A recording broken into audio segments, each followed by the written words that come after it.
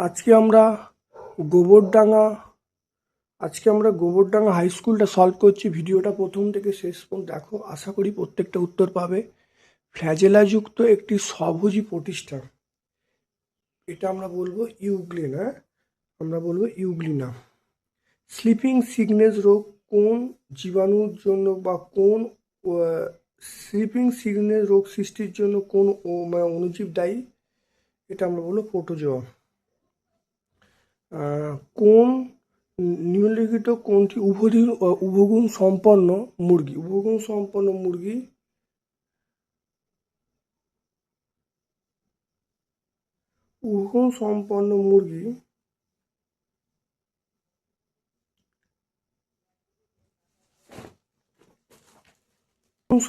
মুরগি আমরা বলবো, দেখো, road island red, Plymouth rock, new Hampshire.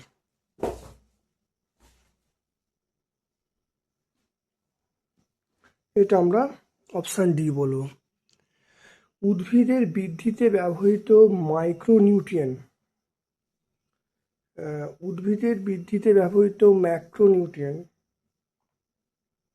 Macronutrient আমরা বলবো ম্যাগনেসিয়াম বলবো।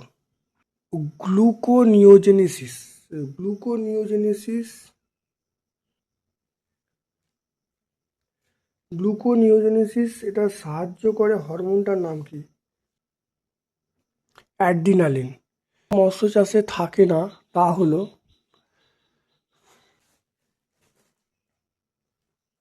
দেখো, কাতলা থাকে, সিলভার কাপ থাকে, একটা হচ্ছে কাতলা সিলভার কাপ থাকে, গ্রাস কাপ থাকে, কিন্তু ঘেঁষে রুই থাকে না। এটা আমরা ঘেঁষে রুই বলবো, এটা থাকে না।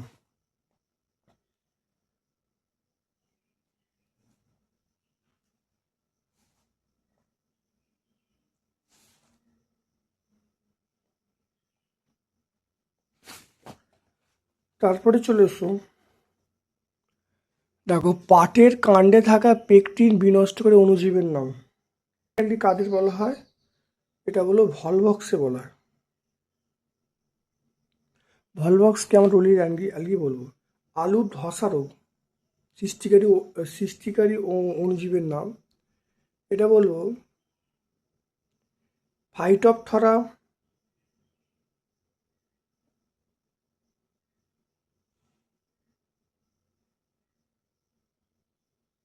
ফাইটোপথরা, ইনফেস্ট্যান্স। ডিম থেকে ডিম পোনা যে জলাশয় করা হয়, ডিম থেকে, দেখো, দেখে নাও, ডিম পোনা থেকে ধানি পোনা,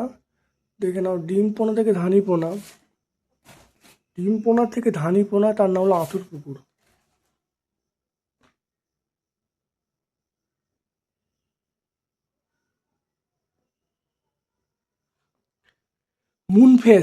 মুনফেস রোগটির সঙ্গে কোন হরমোন জড়িত? এটা কর্টিসল। হ্যাঁ, দেখতে পাচ্ছ,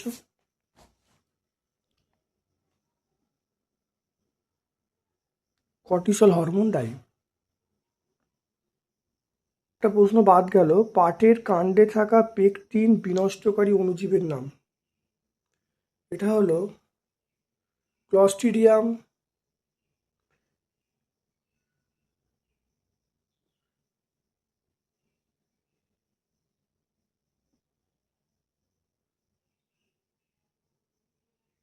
ক্লস্ট্রিডিয়াম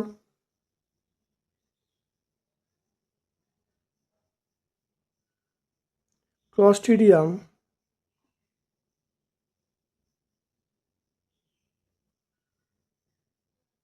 ব্যাকটিকাম।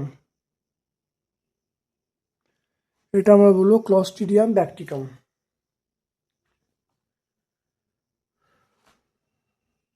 তিনের দাগের একটা হিউমাস কি? হিউমাসের গুরুত্ব লিখতে বলছে।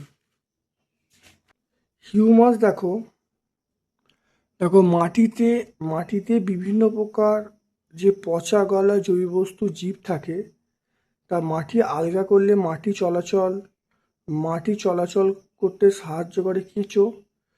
তাহলে হিউমাস মানে হলো এই পচা গলা জৈব পদার্থ থেকে যে মাটি তৈরি হয় তাকে হিউমাস। দেখতে পাচ্ছ? দেখো,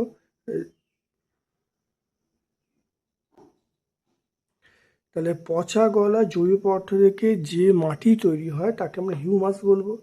আর হিউমাসটা মাটির দেখো উর্বরা শক্তি বা পুষ্টির পরিমাণ বৃদ্ধি করে।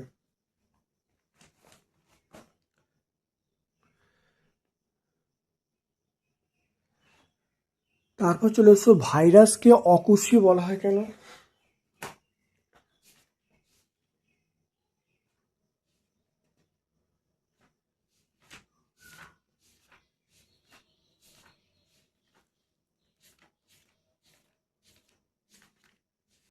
দেখো ভাইরাস ভাইরাস এক প্রকার পরজীবী রোগ সৃষ্টিকারী।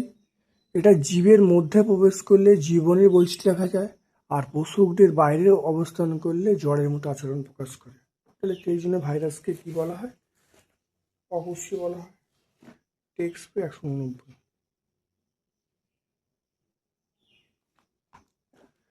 তারপরের প্রশ্ন চলে এসো, থাইরয়েড গ্রন্থির কম এবং বেশি ক্ষরণে রোগগুলির নাম এবং উপসর্গ।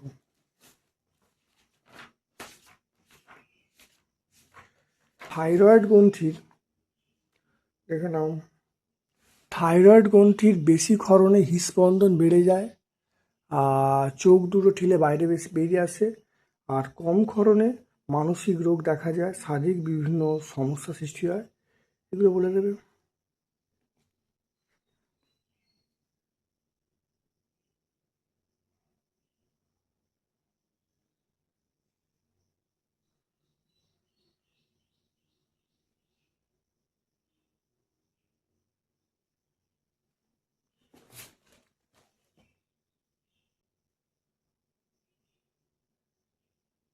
প্রণোদিত প্রজনন কি? মাছ চাষে কিভাবে এটা ঘটানো হয়?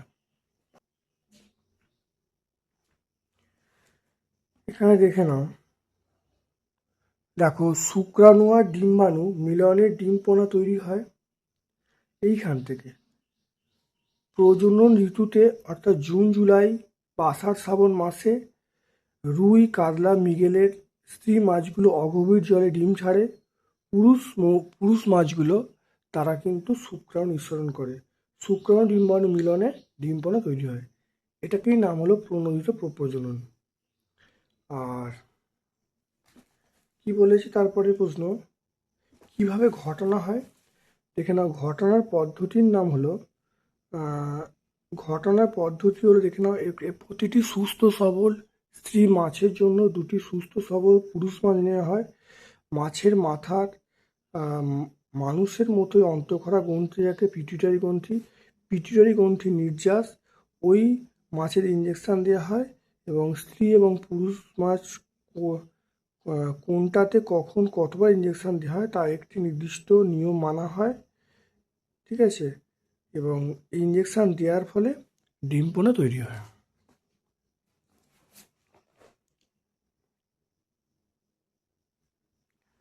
তারপরে চলে এসো, মনেরোর মুখ্য বৈশিষ্ট্যগুলি লিখতে বলছে। মনেরো দেখে নাও, মনেরো মুখ্য বৈশিষ্ট্য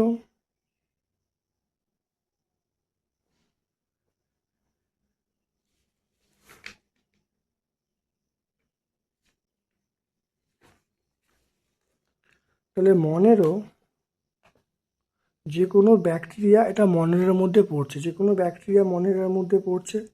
দেখো, যে কোনো ব্যাকটেরিয়া এটা আমরা মনেরো বলছি।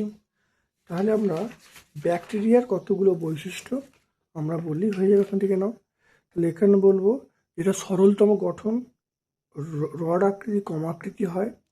আর প্রকৃত নিউক্লিয়াস থাকে না, পরিবর্তে ডিএনএ থাকে।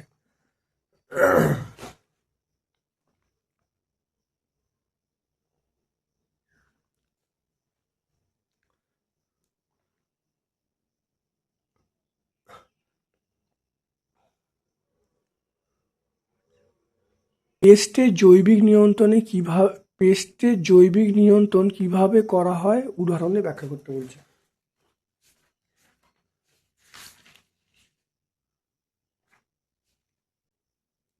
জৈবিক পদ্ধতি আমরা এখান থেকে বললেই হবে। দেখো জৈবিক পদ্ধতি এখান থেকে শুরু করে এই পর্যন্ত বললেই হবে। দেখতে পাচ্ছ 202 পেজ আমরা পেয়ে যাব। ধান চাষের ক্ষেত্রে বীজ শোধন এবং বীজ তোলা প্রস্তুতি কিভাবে করা হয় লেখো।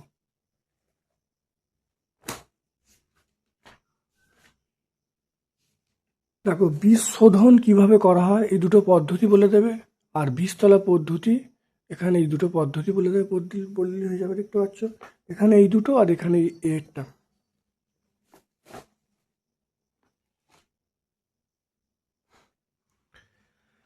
তারপর দেখো ফিজিক্যাল সায়েন্স পোর্শনে চলে এসো। তাপের একক নয় আমরা বলবো ওয়াট। ওয়াট হলো ক্ষমতার একক। দুটি সমতল দর্পণের মধ্যবর্তী কোণ 72 ডিগ্রি হলে প্রতিবিম্বের সংখ্যা কত হবে?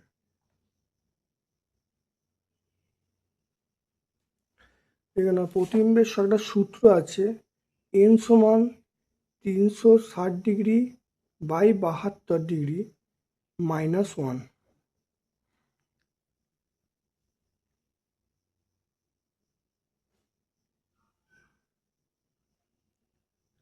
এটা আমরা কটা বলবো? 5 - 1 মানে 4টে। তাহলে প্রতিবিম্ব কটা হবে? অবশ্যই 4টে হবে। দেয়াল দেখো, দেয়াল লেখা 4টে 50, তাহলে দর্পণে কত দেখাবে?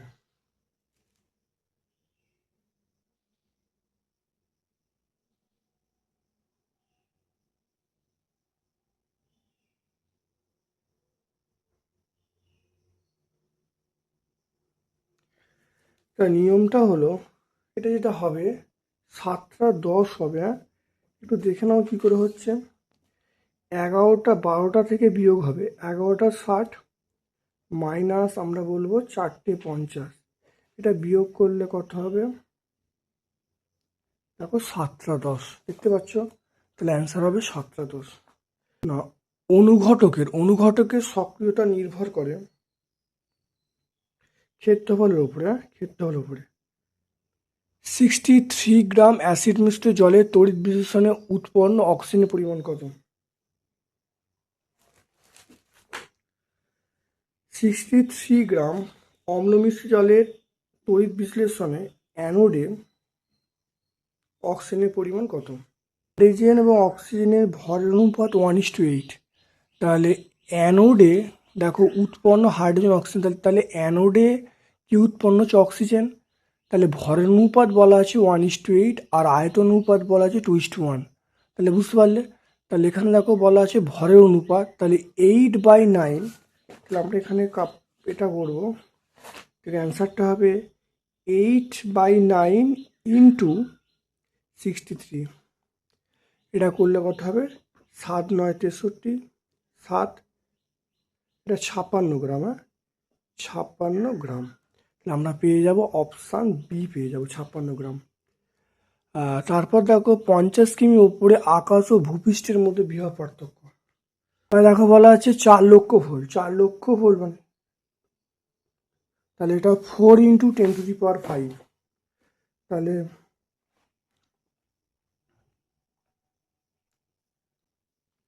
100 সেন্টিগ্রেড তাপমাত্রায় 2 গ্রাম স্টিম 2 গ্রাম জল অপেক্ষা কতটা বেশি থাকে?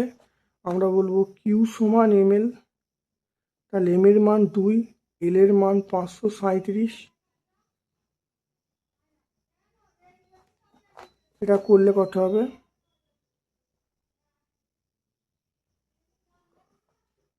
এটা 1074 ক্যালোরি তাপ বেশি, 1074। তারপরে দেখে নাও এই প্রক্রিয়ার নাম কি? ইলেকট্রন গ্রহণ করছে। ইলেকট্রন গ্রহণ করলে আমরা বলবো প্রক্রিয়ার নাম হলো বিজারণ। এই প্রক্রিয়ার নাম বিজারণ। পেরিস্কোপের দুটি দর্পণের মধ্যবর্তী কোণ অবশ্যই 45 ডিগ্রি হবে। NH3 গঠনগত সংকেত। NH3 গঠন সংকেত আমরা কি বলবো? NH3 গঠন সংকেত আমরা বলবো এরকমভাবে লিখব, এরকমভাবে হবে NH3 গঠন সংকেত। এই যৌগে নাইট্রোজেন যোজ্যতা কত? না, এই যৌগে নাইট্রোজেন যোজ্যতা আমরা বলবো 3। বর্জনাথ শুনলে বর্জ্যতার সম্ভাবনা থাকে না, সত্য মিথ্যা?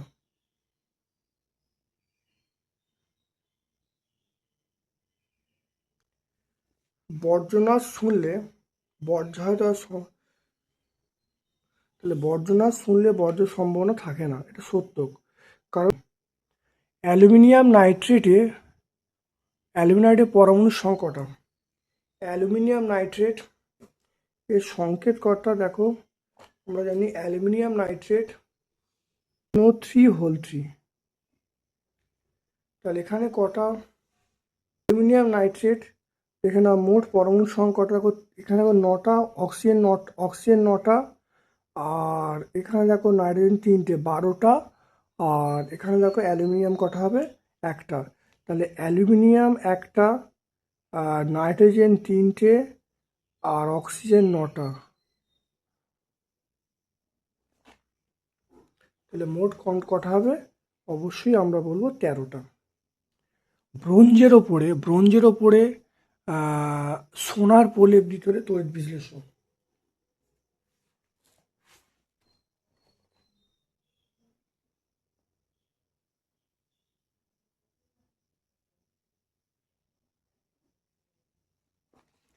পটাশিয়াম অরোসায়ানাইড,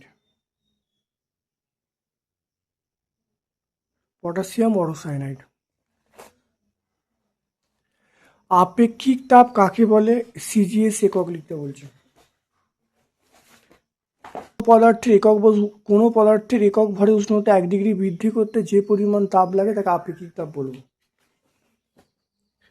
আর CGS একক দেখে নাও, আমরা বলবো CGS একক হবে, এটা টেক্সট বই 32-এ পেয়ে যাব। CGS একক আমরা বলবো calorie gram to the power -1 degree centigrade to the power -1। এখানে দেখে নাও, এই বিক্রিয়াটা জারণ বিজারণ দেখাতে বলেছে, জারক বিজারক শনাক্ত করতে বলছে। অনেকটা এই বিক্রিয়ার মধ্যে দেখে নাও, এখানে এই বিক্রিয়া দেখে নাও, দেখতে জারণ বিজারণ, ইলেকট্রন মনে রাখতে হবে, ইলেকট্রন যদি ত্যাগ করে তাহলে জারণ, ইলেকট্রন যদি গ্রহণ করে তাহলে বিজারণ, দেখতে পাচ্ছ। তারপরে দেখে নাও, অভ্যন্তরীণ পূর্ণ প্রতিফলন কাকে বলে? চিত্র আঁকতে বলছে।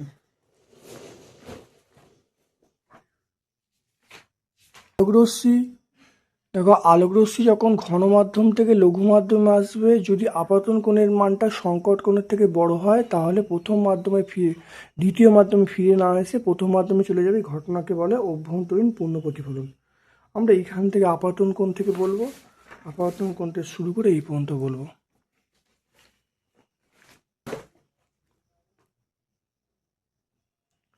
আইসোটোপ কাকে বলে? উদাহরণ দিতে বলছে।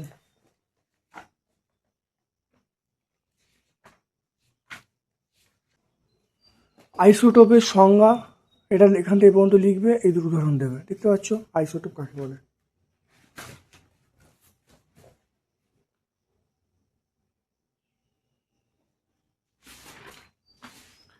তারপরে চলে এসো 4 দাগের প্রশ্ন, থার্মোফ্লাক্সের গঠন এবং কার্যনীতি লিখতে বলছে। দেখে নাও, থার্মোফ্লাক্সের গঠন এইটা, আর কার্যনীতি এটা। দেখে নাও, খুব ইম্পর্টেন্ট প্রশ্ন, ছবিটা আঁকবে, গঠন এবং কার্যনীতি লিখবে। টেক্সট বই 45-এর মধ্যে পেয়ে যাবে।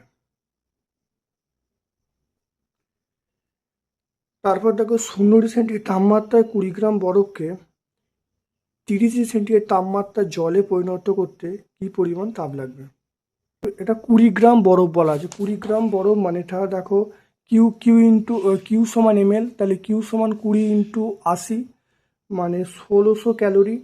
আর এখানে Q1 সমান MST, M এর মান 20, S এর মান আমরা 1 বলবো, আর T এর মান আমরা বলবো 30 - 0, তাহলে 20 × 1 × 30, এটা করলে কত হবে? এটা করলে আমরা 600 বলবো, 600 ক্যালোরি। তাহলে মোট তাপ কত হবে?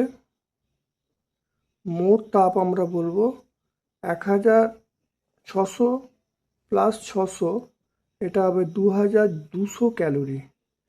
তাহলে দেখে নাও, তাহলে কিউ সমান এম এল, এম এর মান 20, এল এর মান 80, তাহলে 1600 ক্যালোরি। কিউ ওয়ান সমান এমএসটি, এম এর মান 20, এস এর মান 1, টি এর মান তাপমাত্রা টেবিল 30 মাইনাস 0 মানে 30 হয়ে যাবে, এটা 600 ক্যালোরি। তাহলে মোট তাপ 600 প্লাস 1600 প্লাস 600 মানে 2200 ক্যালোরি। এরপরে চলে এসো, তৈল লেপন কাকে বলে?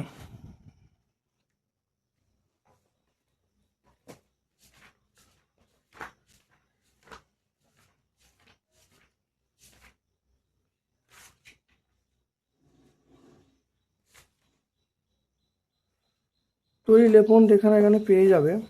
তৈল লেপন তড়িৎ বিশ্লেষণ পদ্ধতির সাহায্যে একটি জিনিসের উপর অন্য ধাতুর প্রলেপ দেওয়াকে আমরা তড়িৎ লেপন বলবো। এফির ওপরে জিঙ্কের প্রলেপ দিলে এফির ক্ষয় হয় কেন? মনে রাখতে হবে দস্তা হলো লোহার থেকে বেশি সক্রিয়, তাই প্রলেপ দেওয়ার ফলে দস্তাটা উৎসর্গকৃত ধাতু হিসাবে ব্যবহার করা হয়, ফলে অক্সিজেনের সঙ্গে বিক্রিয়া করে বিক্রিয়া করার ফলে এফিটা ক্ষয় হয়ে যায়। তারপরে চলে এসো, সৎবিম্ব কাকে বলে?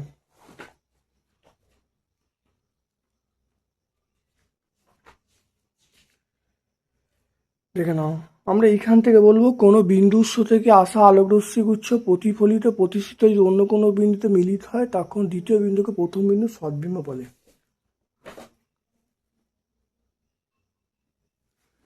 দেখো, আলোকরশ্মি সমতল দর্পণে লম্বভাবে আপাতিত হলে আপাতন কোণ এবং চ্যুতি কোণ কত হবে?